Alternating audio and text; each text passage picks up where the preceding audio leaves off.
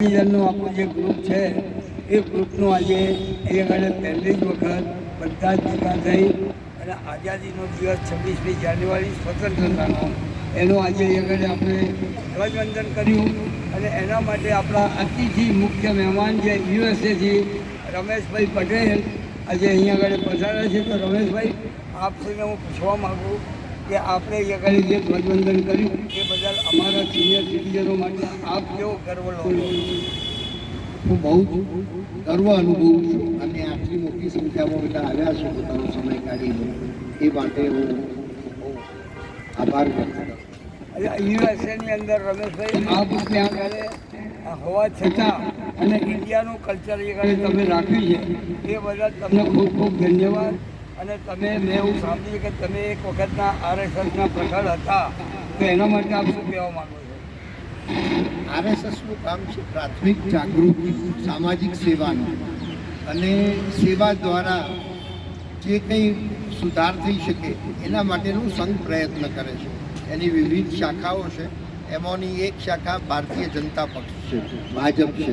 ભાજપ એ રાજકીય પક્ષ છે, જ્યારે આ સામાજિક સંસ્થા છે. એટલે આરએસએસ છે કોઈ પણ ધરતીકંપ હોય કે કોઈ આફત આવી હોય તો એ સ્થળ ઉપર જઈને કાર્ય કરે છે. સંઘનું કામ મદદ કરવાનું છે સમાજને, એટલે સામાજિક પરિવર્તન માટે સંઘ કામ કરે છે.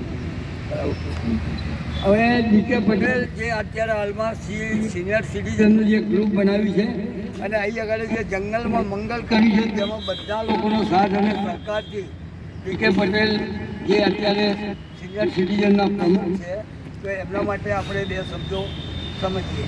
ડીકે પટેલ આપ શું કહેવા? Hello, senior citizen Sola group.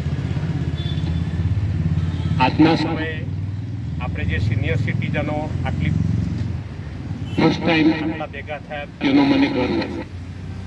બીજું કે આપણી સિનિયર સિટીઝન નામને અનુલક્ષીને જે 77મો પ્રજાસત્તાક દિન આજે ઉજવ્યો, આવું આપણે દર વખતે સમયાંતરે જે 26મી જાન્યુઆરી 15મી ઓગસ્ટ આપણે આ રીતે ઉજવતા જઈશું અને બધાનો સાથ સહકાર મળે તેમાં મને ગર્વ અને આનંદ થાય છે. બસ, થેન્ક યુ.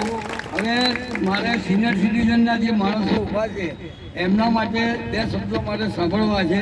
તો આપ શ્રી શું કહેવા માગો છો કે જે અહીંયા આગળ સિનિયર સિટીઝનનો ગ્રુપ બન્યો એમાં તમને કેવો અને અનેરો ઉત્સાહ અને આનંદ આવે છે?